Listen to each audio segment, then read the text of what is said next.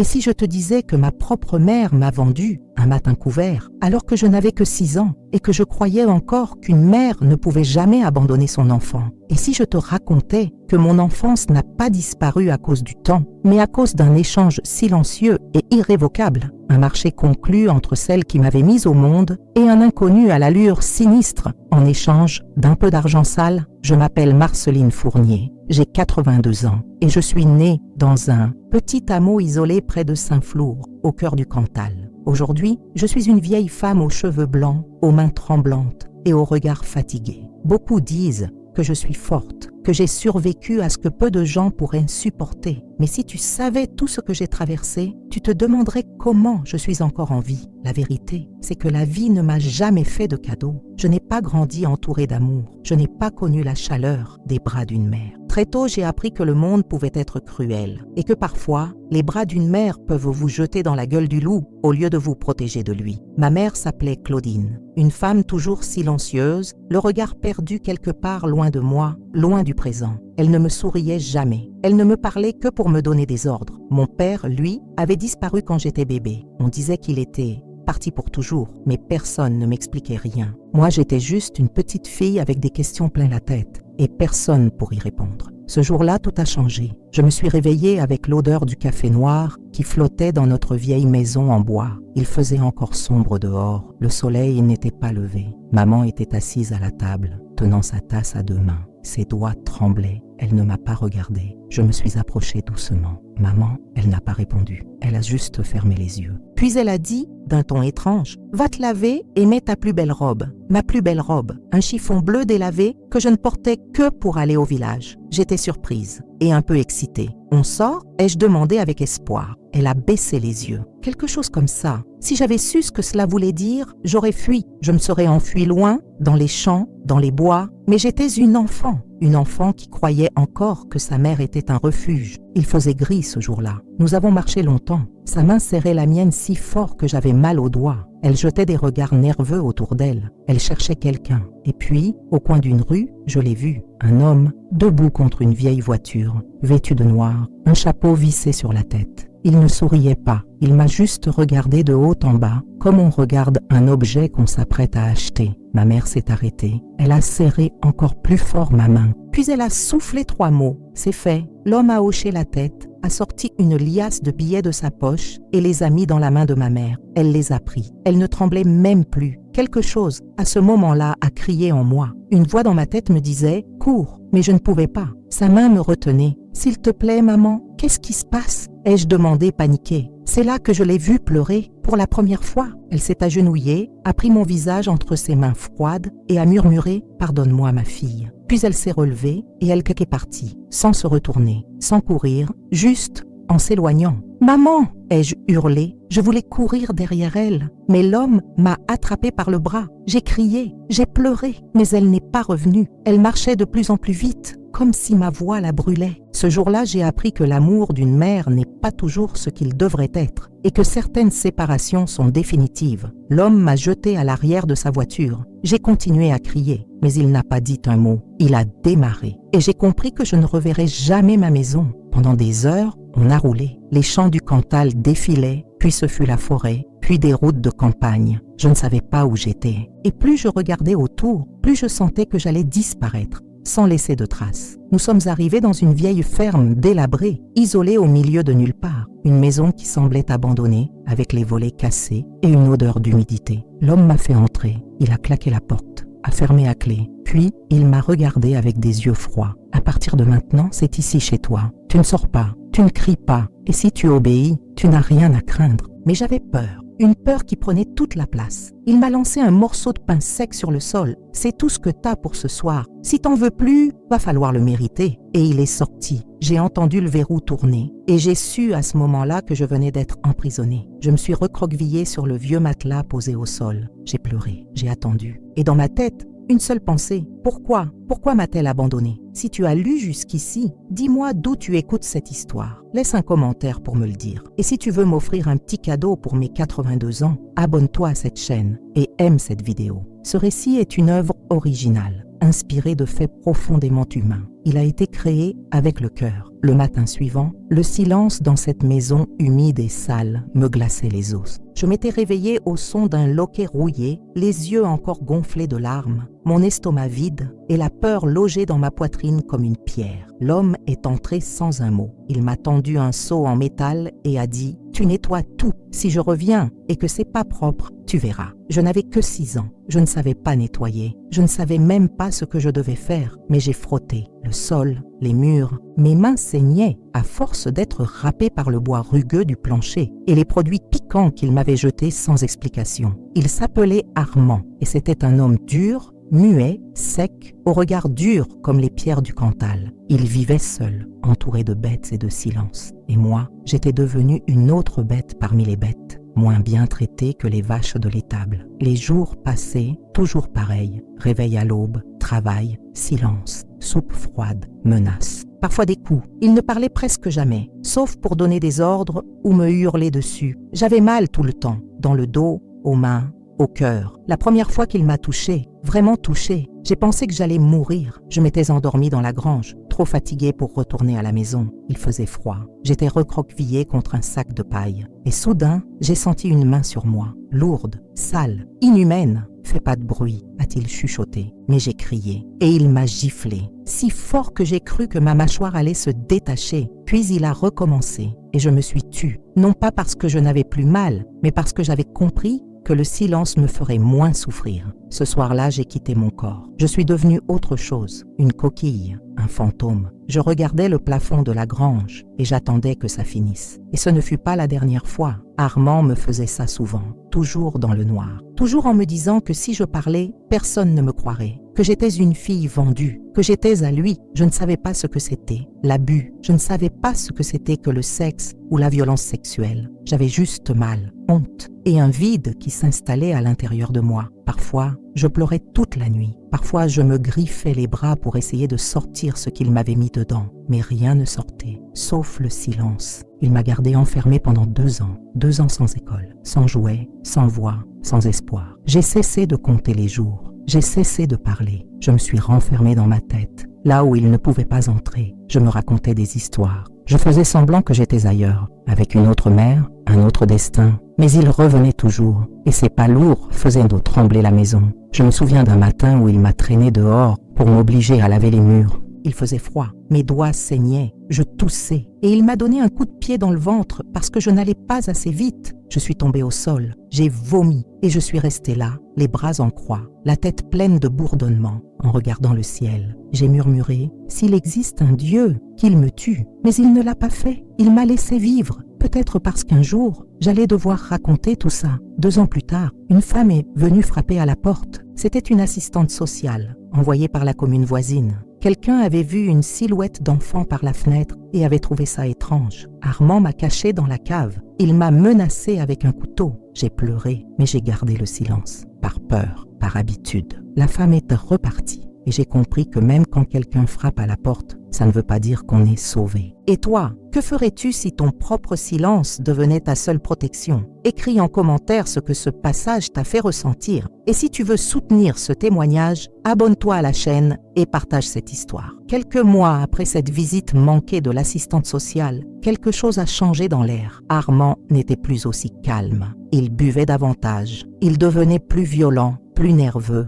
J'entendais parfois des conversations, des hommes qui venaient d'un le voir tard le soir, des mots chuchotés comme flic, mairie, dénonciation. J'ai compris, dans le peu que je comprenais encore, qu'il avait peur. Et un jour, sans prévenir, il m'a mise dans une charrette. J'avais presque 8 ans. Il m'a couverte d'un drap et m'a dit « Tu dis pas un mot, tu regardes personne ». Et il m'a ramené là d'où je venais, chez ma mère. Quand j'ai revu la maison, j'ai senti mon ventre se nouer. Elle était là, assise, en train d'éplucher des pommes de terre, comme si de rien n'était. Elle m'a regardé comme on regarde un objet perdu qu'on n'attendait plus. « Ah ben voilà », a-t-elle dit, comme si j'étais partie en vacances. Pas une larme, pas une excuse, rien. Elle a juste repris sa place dans la cuisine et j'ai été replacée dans cette vie comme un meuble qu'on remet à sa place. Elle s'appelait Élise et c'était une femme dure, froide, comme si la tendresse lui avait été arrachée avec une pince. Elle n'a jamais demandé ce que j'avais vécu, jamais posé la moindre question sur ce que cet homme m'avait fait.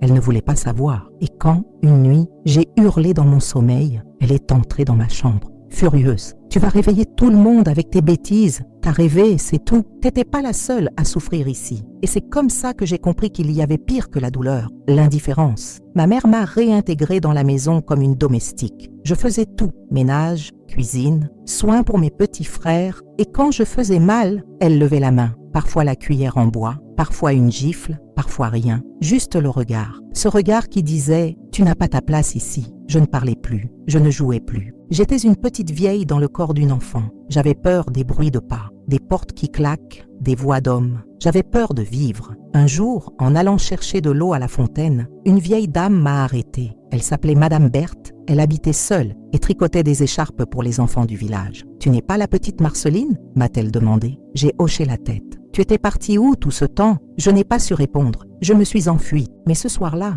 j'ai pleuré pour la première fois sans avoir été battue. Juste parce que quelqu'un s'était souvenu de mon nom. Les mois ont passé. Et un jour, ma mère m'a dit « T'as 13 ans maintenant. T'es bonne à rien ici. Faut que tu bosses ailleurs. » Elle m'a envoyée chez un vieil homme en fauteuil roulant, dans un autre hameau, pour l'aider à nettoyer, à cuisiner et surtout pour ne pas être à sa charge. Ce vieil homme s'appelait Maurice. Il était veuf. Et au début, j'ai cru que ce serait différent. Il était poli. Il ne criait pas. Il me laissait dormir. Mais les nuits sont longues quand on vit dans une maison sans témoin. Un soir, il m'a demandé de l'aider à se mettre au lit et sa main a glissé. Puis il a souri, un sourire sale. Je l'ai repoussé. Il a crié. Il a dit que c'était moi la provocatrice, que c'était moi qui l'excitais. J'ai quitté la maison le lendemain matin, en courant, sans dire un mot. Et ma mère, en me voyant revenir, m'a giflé. « Tu veux nous faire honte, c'est ça? Tu crois que tu vas revenir ici avec ton air de victime? T'es juste bonne à servir les autres, c'est tout. » Ce jour-là, j'ai compris que je ne serais jamais sauvée par elle. Ma mère ne m'aimait pas. Pire, elle me haïssait peut-être. Je me suis demandé si elle-même n'avait pas vécu quelque chose de semblable, mais je n'ai jamais osé le lui demander, et elle ne me l'aurait jamais dit. Alors j'ai décidé de ne plus espérer, de ne plus attendre qu'on m'aime, de ne plus croire qu'un jour, quelqu'un me prendrait dans ses bras pour me dire que j'étais une enfant digne d'amour, parce que personne ne le ferait. Si toi aussi tu crois qu'un regard peut briser une vie, écris-le en commentaire. Ton mot peut toucher quelqu'un. Aide cette histoire à ne pas sombrer dans l'oubli. Abonne-toi pour découvrir la suite. J'avais à peine 14 ans quand ma mère m'a envoyée dans un couvent, pas pour me protéger, mais pour s'en débarrasser. Elle m'a tendu un petit sac avec quelques vêtements usés, m'a regardé droit dans les yeux et a dit « Là-bas, au moins, ils vont apprendre à obéir. » Elle ne m'a pas embrassé, pas même un adieu. J'ai marché jusqu'au portail en bois du couvent de Sainte-Claire, en haut d'une colline venteuse. Il faisait froid ce jour-là. J'étais sale, maigre, le cœur vidé. Quand une sœur a ouvert, elle m'a regardé de haut en bas, a serré les lèvres et m'a dit d'entrer. On ne m'a pas demandé pourquoi j'étais là. On m'a juste donné un tablier, une chambre sans fenêtre et un chapelet. On m'a dit « Ici, tu vas apprendre le silence ». Et ça, je le connaissais déjà. Au début, j'ai cru que ce serait un soulagement. Pas d'hommes, pas de coups, pas de cris, juste des femmes en noir, des prières, du pain sec et du travail. Mais rapidement, j'ai compris que ce n'était pas un refuge. C'était une autre prison, différente, plus subtile, plus spirituelle, mais tout aussi froide. Les sœurs n'étaient pas tendres. Elles considéraient les filles comme moi comme des âmes perdues, des brebis impures. On nous parlait de péché, de tentation, de rédemption, et toujours en nous regardant avec une sévérité qui vous transperçait. Un jour, une sœur m'a surprise en train de pleurer dans la cour. « Tu pleures sur quoi ?» m'a-t-elle dit. « Ta honte, ton passé, pleure plutôt pour ton salut. » Je ne comprenais pas. Quel salut? De quoi étais-je coupable? Mais elle voyait dans mon silence une rébellion, dans mes cauchemars, une marque du diable, dans mes blessures, un manque de foi. Et alors a commencé une autre forme d'abus spirituel. Je devais me confesser tous les jours. On m'obligeait à jeûner plus que les autres. Je devais réciter les prières à genoux sur des pierres. Et si je m'endormais pendant les messes de nuit, on me tirait par les cheveux jusqu'à l'autel. Une sœur en particulier, sœur Marguerite, me haïssait. Elle disait que j'avais le regard des filles possédées. Elle me surveillait, fouillait sous mon matelas, me forçait à me laver avec de l'eau froide pour purifier mes pensées. Mais je n'avais pas de pensée, juste de la peur. Un soir, elle m'a enfermée dans la chapelle, seule, dans le noir. Elle disait que c'était pour que je parle à Dieu. Je suis restée là, des heures, à trembler, entourée de statues figées qui me regardaient. Et j'ai prié, pas pour mon salut, mais pour ma mort. Mais Dieu n'est pas venu. La seule lumière, c'était celle d'une autre fille. Elle s'appelait Agnès, elle avait 15 ans, et elle m'a prise par la main dans la buanderie un matin. « T'inquiète pas », m'a-t-elle murmuré. « Moi aussi j'ai été envoyée ici pour qu'on m'oublie, mais on peut se protéger entre nous. » C'était la première main tendue depuis des années, la première chaleur humaine. On s'échangeait des bouts de pain, des mots, des regards. On riait parfois, en cachette. Et c'est elle qui m'a dit un jour, on partira d'ici. Je t'emmènerai loin. Là où il y a des arbres, des livres et personne pour nous dire qu'on est mauvaise. Mais elle n'en a jamais eu le temps. 3 semaines plus tard, Agnès a été retrouvée morte dans la cour. Officiellement, une chute. Mais je savais que ce n'était pas un accident. Elle avait osé parler à une sœur de ce qu'on nous faisait. Elle avait trop de lumière et ils ont éteint cette lumière. Le soir même, j'ai su que je devais partir, que si je restais, je finirais comme elle, éteinte. Alors j'ai attendu et un matin de printemps, pendant les vêpres, j'ai glissé dehors, à travers les jardins, les ronces et je me suis enfuie, sans savoir où j'allais, sans rien d'autre que ma peur et ma rage. J'ai marché pendant des heures, des jours, dormi dans des granges, mendié du pain. Je n'étais qu'une ombre sur les routes de campagne, mais j'étais libre et cette liberté, même sale, même affamée, valait toutes les prisons du monde. As-tu déjà fui un endroit qui te volait ton âme? Partage ton ressenti en commentaire. Chaque mot écrit redonne vie à cette histoire. Abonne-toi pour ne pas manquer la suite. Cette vidéo est une œuvre originale et authentique. Je suis restée plusieurs jours à errer sans but. J'avais 16 ans à peine et j'étais déjà trop vieille à l'intérieur. Chaque pas était un cri silencieux. Chaque nuit dehors, une bataille contre le froid, contre l'oubli, contre la peur. Je ne savais pas où aller. Tout ce que je savais, c'est que je ne retournerais jamais là-bas, ni chez ma mère, ni au couvent, ni chez aucun de ceux qui m'avaient arraché à moi-même. Je marchais le long des routes départementales, longeant les champs, les forêts. Je volais des pommes, du pain rassis, parfois un peu de lait dans une ferme quand personne ne regardait. Je dormais dans des granges, sous des ponts, parfois au bord d'un cimetière où les morts semblaient de plus paisibles que les vivants. Un jour, un vieux monsieur m'a trouvé recroquevillé dans sa grange. Il s'appelait Monsieur Paul, un ancien menuisier à la retraite. Il ne m'a pas crié dessus. Il ne m'a pas interrogé. Il m'a juste tendu un bol de soupe chaude. Je me rappelle de ces mots. Personne ne devrait avoir ce regard-là à ton âge. Je n'ai pas répondu. J'avais perdu l'usage de ma voix presque. Par honte, par fatigue, par trop de silence accumulé. Il m'a laissé rester 2 nuits. Puis il m'a donné un peu d'argent, des vêtements propres et un sac. Tu trouveras bien un endroit où on ne te veut pas que pour t'exploiter. Je ne sais pas pourquoi il m'a aidé. Peut-être parce qu'il avait une fille qui lui manquait ou une culpabilité à racheter. Mais ce geste-là, je ne l'ai jamais oublié. Il a rallumé une petite lumière. J'ai continué ma route vers le nord. Je ne connaissais rien de la France. Seulement les noms entendus sur les panneaux. Moulins, Nevers, Orléans, Blois. J'ai traversé des villes sans les voir, des visages sans les retenir. J'ai fini par arriver à Chartres. Je ne sais pas pourquoi je me suis arrêtée là. Peut-être à cause de la cathédrale. Peut-être parce que c'était la première ville où je me suis sentie invisible et non pas surveillée. J'ai dormi plusieurs nuits dans un parc, près d'un banc. Une femme d'une 50aine d'années m'a remarqué. Elle s'appelait Colette. Elle tenait une petite échoppe de couture dans une ruelle. Elle m'a proposé un travail simple. Balayer, nettoyer, trier des boutons et un coin dans sa remise pour dormir. Je n'ai pas demandé de salaire. Je voulais juste qu'on ne me renvoie pas. Et pendant plusieurs mois, j'ai existé ainsi, dans l'ombre de Colette. Elle ne posait pas de questions, mais elle m'apportait du thé, des vêtements qu'elle reprenait à ma taille, et parfois, elle me lisait un article de journal à haute voix. C'était la première fois que quelqu'un me lisait quelque chose. Et c'est dans cette échoppe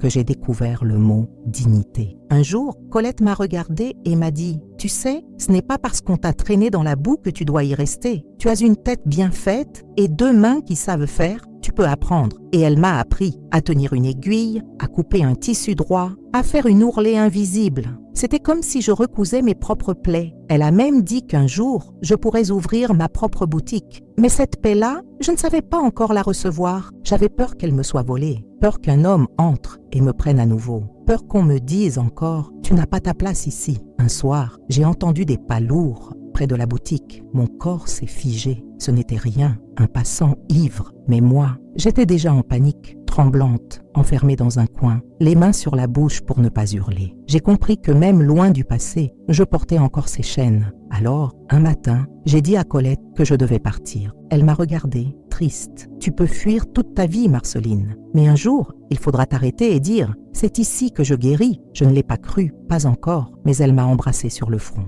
Et dans ce simple geste, j'ai senti ce qu'aucune mère ne m'avait donné. Et je suis repartie. Encore, si un regard, une parole ou un geste t'a déjà sauvé, raconte-le en commentaire. Ton histoire peut réconforter une âme silencieuse. N'oublie pas de t'abonner pour suivre la suite de ce témoignage. Cette œuvre est une création originale, née d'une vérité trop souvent oubliée. J'avais presque 17 ans. J'étais maigre comme un clou, les os pointus sous la peau, mais j'avais appris à marcher droit, à garder les yeux baissés, le silence entre les lèvres et l'instinct toujours en alerte. Quand j'ai quitté Chartres, je ne savais plus si je fuyais ou si j'espérais. Je me suis dirigée vers le nord, sans raison particulière. Peut-être que quelque chose en moi voulait la mer, ou juste un horizon plus vaste que les murs du passé. J'ai trouvé refuge, pendant quelques semaines, dans une petite communauté agricole près d'Évreux. Des gens simples, croyants, accueillants, ou du moins, c'est ce que je croyais. C'est là que j'ai rencontré Jean-Baptiste Leclerc, un homme d'environ 40 ans. Il était veuf, père de 2 enfants et membre actif du petit groupe évangélique local. Il aidait souvent les jeunes filles errantes à retrouver le droit chemin. Il m'a vu ramasser des pommes tombées à l'extérieur du marché. Il a dit que Dieu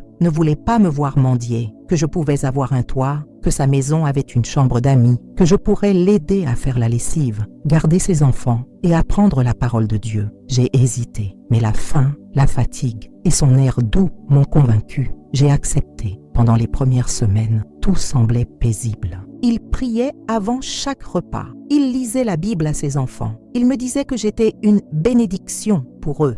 Il me laissait lire ses livres. Il m'a même offert un cahier pour que j'écrive mes pensées. Je n'en revenais pas. Un soir, il m'a dit « Dieu t'a mise sur mon chemin pour que je te montre ta valeur. Tu n'es pas une enfant perdue. Tu es précieuse, Marceline. » C'était la première fois qu'un homme me disait ça. Et j'y ai cru. J'ai commencé à baisser la garde, à croire que peut-être je pourrais m'installer, que peut-être la vie me devait aussi un peu de paix. Mais la paix, chez certains hommes, n'est qu'une attente avant la morsure. Un soir d'automne, les enfants étaient près couchés. Il m'a appelé dans le salon. Il avait lu un passage de la Bible. Il disait qu'il voulait prier pour moi. Il m'a demandé de m'agenouiller devant lui. Il a posé sa main sur ma tête et il a dit que Dieu lui avait parlé. Il m'a dit que je devais te purifier, que ton corps porte encore la trace des péchés anciens et que seule une union sacrée pourrait t'en libérer. J'ai levé les yeux. Il pleurait, mais ce n'était pas de la douleur, c'était autre chose. Et là, j'ai compris, ce n'était pas Dieu qui parlait. C'était le même démon que celui de mon enfance, sous un autre visage, avec des mots plus doux, mais avec les mêmes intentions. Je me suis relevée. Je ne suis pas une offrande, ai-je dit, et j'ai vu dans ses yeux la douceur disparaître. Il m'a giflé, fort, puis il m'a crié « Ingrate ! Fille perdue, tu rejettes le salut de Dieu? Tu veux retourner à tes ténèbres ?» J'ai fui, pieds nus, en pleine nuit. J'ai couru à travers les bois, me déchirant la peau sur les ronces. J'ai couru jusqu'à ce que mes jambes me lâchent, jusqu'à vomir de peur, jusqu'à tomber dans la boue.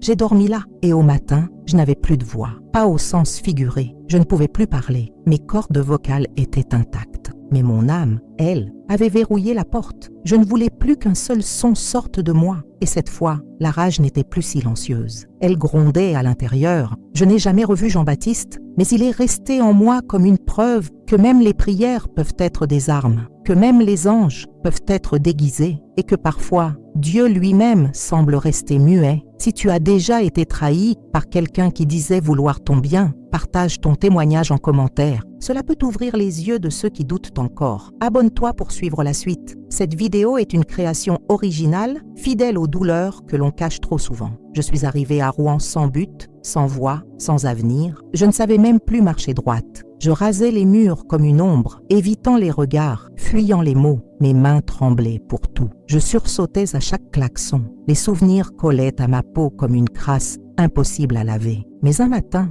dans un foyer d'accueil pour femmes en situation de rue, une travailleuse sociale a pris ma main. Elle s'appelait Nathalie Dubreuil, une femme blonde aux yeux tristes et à la voix posée. Elle m'a regardé en silence, puis a glissé un petit papier sous ma main. « C'est l'adresse d'un centre de thérapie par l'art », m'a-t-elle dit. « On ne te demandera pas de parler, juste de t'exprimer autrement. » J'y suis allée sans grande attente. C'était une pièce pleine de toiles vierges, de crayons de couleur, de craies grasses, de bouts de bois, de journaux découpés. Des femmes comme moi, muettes, cassées, traînaient leur douleur jusque-là dans l'espoir de peut-être respirer autrement. Je n'avais jamais tenu un pinceau, mais on m'a donné une toile. Et ce jour-là, j'ai peint un corps sans visage, recroquevillé dans un coin, les bras pleins de mots écrits à la hâte, honte, trahi, sale, silence, Dieu, pardon. Je me souviens que la thérapeute a regardé ma toile puis m'a dit « Ce n'est pas toi ça, c'est ce qu'on a mis sur toi ». J'ai pleuré longtemps et à travers la peinture, j'ai commencé à reconstruire ma voix, pas la voix parlée, mais cette chose au fond du ventre qui voulait dire « J'existe encore ». Pendant des mois, j'ai assisté aux ateliers, j'ai peint des paysages sans ciel, des femmes sans bouche, des enfants aux mains immenses et toujours une ombre en arrière-plan. Une ombre d'homme, un monstre sans nom. Un jour, j'ai peint une femme qui tenait cette ombre en laisse. Ce fut la première fois que j'ai souri. Ce fut aussi la première fois que j'ai parlé, d'une voix rauque, hésitante, mais mienne. Elle, c'est moi. Nathalie était là. Elle a pleuré et elle a dit « Tu viens de renaître, Marceline ». À partir de ce jour, j'ai commencé une thérapie plus formelle. Je racontais, petit à petit, bribe par bribe. Les mots sortaient comme des pierres, difficiles, douloureux, mais libérateurs. J'ai compris que je n'étais pas responsable de ce qu'on m'avait fait, que Dieu ne m'avait pas abandonné, que les monstres portaient parfois la croix autour du cou, mais qu'ils n'étaient pas lui. J'ai appris à respirer, à poser des limites, à reconnaître les signes. Un jour, dans un café, un homme m'a offert un café. Je n'ai pas fui. Je l'ai regardé dans les yeux et je lui ai dit non, clairement, fermement. Il a souri, gêné et est parti. Ce jour-là, j'ai su que j'étais sortie de l'arène. J'ai trouvé un petit studio grâce à un programme d'insertion. Un coin à moi, un lit, une fenêtre, une table et surtout une porte qui fermait à clé. Ma clé, je me suis inscrite à un cours de couture du soir, comme un clin d'œil à Colette, comme une façon de reprendre l'aiguille et de coudre ma propre histoire. Un soir, en sortant du cours, une femme m'a demandé si j'étais couturière. Elle s'appelait Claire, tenait une petite boutique à Rouen. Elle cherchait quelqu'un pour des retouches simples. Je lui ai dit oui et c'est là, dans l'atelier de Claire, que j'ai commencé à redevenir humaine. Chaque vêtement raccommodé était une revanche. Chaque bouton recousu, une blessure refermée. Chaque ourlet bien fait, une promesse tenue à la petite fille que j'avais été. Tu ne seras plus jamais utilisée. Si tu crois qu'on peut renaître, même après des années de silence, écris « Je mérite la paix » en commentaire. Ton témoignage peut être une étincelle pour quelqu'un. Cette vidéo est une création originale, fondée sur des vérités que l'on cache trop souvent. Il m'a fallu plus de 60 ans pour écrire son nom sans que ma main se crispe. Plus de 6 décennies à fuir des lettres sur du papier, comme si elles avaient le pouvoir de me faire revivre ce que j'avais enterré. Mais un jour, seul dans mon petit studio, j'ai pris un vieux cahier et en haut de la page, j'ai écrit André Fournier. C'était le nom de mon père, celui dont la bouche disait prier, dont les mains tenaient la Bible, mais qui n'a jamais vu de mal à briser le corps de sa fille. Il m'appelait sa brebis. Il disait que j'étais un cadeau du ciel, mais c'est au nom de Dieu qu'il m'a marquée, qu'il m'a détruite, qu'il m'a réduite au silence. Pendant des années, même après sa mort, je n'ai pas pu le nommer. Je disais lui, je disais le monstre, mais je ne disais jamais papa, parce qu'il n'avait jamais été un père. Et pourtant, c'est bien ce lien de sang qui me liait à lui, ce lien que je voulais couper, ce nom que je voulais effacer. Mais ce jour-là, je l'ai écrit et j'ai pleuré, non pas de douleur, mais parce que pour la première fois, ce n'était plus une menace. C'était un mot que je pouvais maîtriser, un mot que je pouvais brûler. Alors je l'ai entouré, puis j'ai écrit dessous tout ce qu'il m'avait fait, tout ce que j'avais tu pendant 70 ans. J'ai tout noté, chaque pièce, chaque nuit, chaque coup de ceinture, chaque fois qu'il a dit que c'était pour mon bien, chaque regard de ma mère qui savait mais qui détournait les yeux. J'ai écrit tout ça et j'ai signé en bas Marceline Fournier, victime mais vivante. Puis j'ai pris ce cahier et je l'ai enterré dans le jardin partagé à côté de la vieille glycine. Pas pour oublier, mais pour poser une pierre, ma vérité. Ce geste m'a libérée, comme si l'encre sur le papier avait absorbé les chaînes que je portais encore. J'ai cessé de faire des cauchemars. J'ai cessé de sursauter au moindre bruit. Mon dos s'est redressé. Ma voix est devenue plus claire. Un mois plus tard, j'ai pris un autre cahier et j'ai commencé à écrire ma vie, non plus en tant que victime, mais en tant que femme libre. J'ai raconté mon enfance, mes fuites, mes années de silence, les hommes qui ont essayé de m'éteindre. J'ai raconté aussi mes premiers rires retrouvés, mes couleurs, mes toiles, mes aiguilles, mes rencontres. C'était comme bâtir un pont entre la petite fille que j'avais été et la vieille dame que j'étais devenue. Un soir, j'ai montré ce cahier à Claire, la couturière. Elle l'a lu en silence. Et à la fin, elle m'a dit « Tu devrais le publier ». J'ai ri. « Moi, publier? Mais qui suis-je » Elle m'a regardé droit dans les yeux. « Tu es une survivante et ton histoire peut sauver des vies. » Ces mots m'ont suivi pendant des semaines. Et un jour, dans un atelier d'écriture, je l'ai lu à voix haute. Mes mains tremblaient, mais ma voix ne s'est pas brisée. À la fin, une jeune femme a pleuré. Elle s'est approchée de moi et m'a chuchoté. Moi aussi. C'était mon père. Je l'ai prise dans mes bras. Et pour la première fois, j'ai compris que mon histoire n'était pas seulement la mienne. Elle appartenait aussi à celle qui n'osait pas encore parler. Si tu penses que briser le silence peut sauver une vie, écris « Je refuse de me taire » en commentaire. Ton engagement peut inspirer d'autres voix à s'élever. Ce témoignage est une œuvre originale créée pour celle qu'on a voulu faire taire. Je ne sais pas exactement quand cela s'est produit, mais un matin, en me regardant dans le miroir, j'ai réalisé que je ne m'excusais plus. Plus de petits murmures du genre « pardon » quand je parlais. Plus de regards fuyants, plus de dos voûtés. J'étais encore moi, bien sûr, vieille, ridée, lente. Mais j'étais droite et surtout, je ne me sentais plus coupable d'être en vie. C'est étrange à dire, mais pendant presque toute mon existence, j'ai vécu comme si j'avais à m'excuser d'avoir survécu. Comme si le simple fait de respirer, de prendre de la place, d'occuper une chaise dans un bus ou une minute dans une conversation était une intrusion. On m'avait tellement fait croire que j'étais un poids, que j'étais celle qui détruisait, celle qui brisait les hommes, celle qui causait le péché, celle qui devait se taire pour que les choses aillent bien. Et moi, petite Marceline, j'ai cru à cette fable-là pendant plus de 70 ans.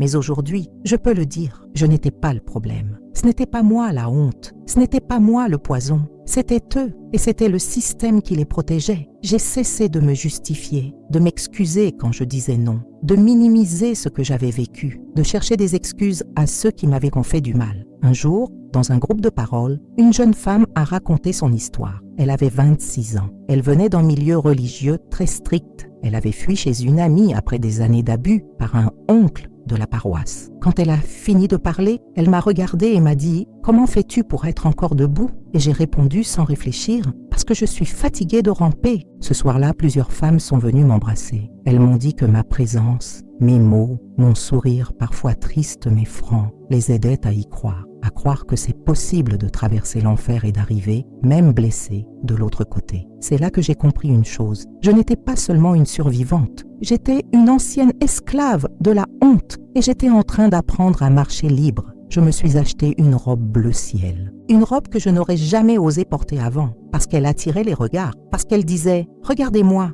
je suis là » et je l'ai portée un dimanche après-midi dans un parc de Rouen. J'ai marché lentement, le menton levé, le dos droit. Un petit garçon m'a souri. Une femme m'a dit « Cette couleur vous va à merveille ». J'ai souri, pas pour elle, pour moi, pour la petite fille que j'avais été, pour celle qu'on avait fait taire, cacher, plier, et pour celle que j'étais redevenue, une femme debout. Ce jour-là, j'ai écrit dans mon journal « Je ne suis plus un corps qui subit, je suis une âme qui guérit. Si toi aussi tu refuses de t'excuser d'exister, écris « Je me tiens debout » en commentaire. Ce message peut résonner dans le cœur de quelqu'un qui a encore peur de lever les yeux. Cette vidéo est une œuvre de création propre, née du besoin urgent de dire enfin la vérité. Je vis seule dans un petit appartement au 2e étage d'un immeuble ancien avec des fenêtres qui donnent sur la place du marché. J'ai 2 plantes, un chat qui vient de la rue et une bouilloire qui ne fonctionne qu'1 jour sur 2. Et je suis en paix. Pas parce que j'ai tout oublié, mais parce que je n'ai plus besoin de me cacher. J'ai 82 ans et je n'ai jamais été aussi vivante. Chaque matin,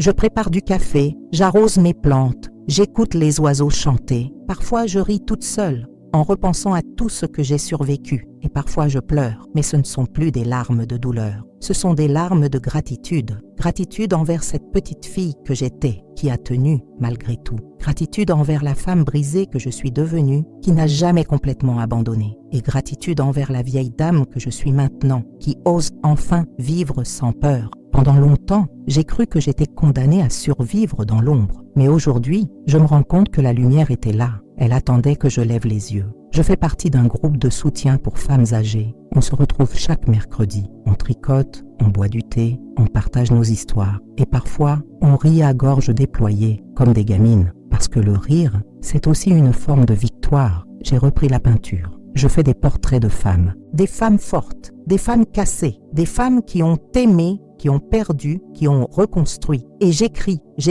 pour celles qui n'ont pas pu parler. J'écris pour celles qu'on a fait taire. J'écris pour que plus jamais une fillette de 8 ans ne pense que son corps appartient à un homme de Dieu. Je ne sais pas combien de temps il me reste, mais je sais que chaque jour est un cadeau que je savoure. Un pain chaud, une lumière sur le mur, un mot doux, un silence apaisé. Je sais aussi que je ne suis pas seule. À toi qui m'écoutes jusqu'ici, je veux te dire, tu n'as rien à te reprocher. Tu n'es pas sale, tu n'es pas responsable et surtout, tu as le droit de vivre libre. Il est possible de sortir du silence. Il est possible de recoller les morceaux. Pas pour redevenir ce qu'on était, mais pour devenir quelqu'un de nouveau. Tu n'es pas ton passé. Tu es ce que tu décides d'en faire. Moi, j'ai décidé de faire de mon histoire une offrande, de transformer ma douleur en pont. Et si mes mots peuvent t'aider, ne serait-ce qu'une femme à se lever, alors je mourrai le cœur apaisé. Si tu es resté jusqu'ici, écris « Je crois à la guérison » en commentaire. Ton message peut toucher une âme brisée comme la mienne l'a été. Et si mon histoire t'a parlé, abonne-toi à cette chaîne et clique sur « J'aime » pour que d'autres femmes puissent la découvrir. Chaque vue, chaque commentaire, chaque partage est une lumière de plus dans la vie de celles qui vivent encore dans l'obscurité. Merci d'avoir écouté mon histoire. Cette vidéo est une œuvre originale, écrite pour toutes celles qu'on a voulu faire taire et qui choisissent aujourd'hui de parler.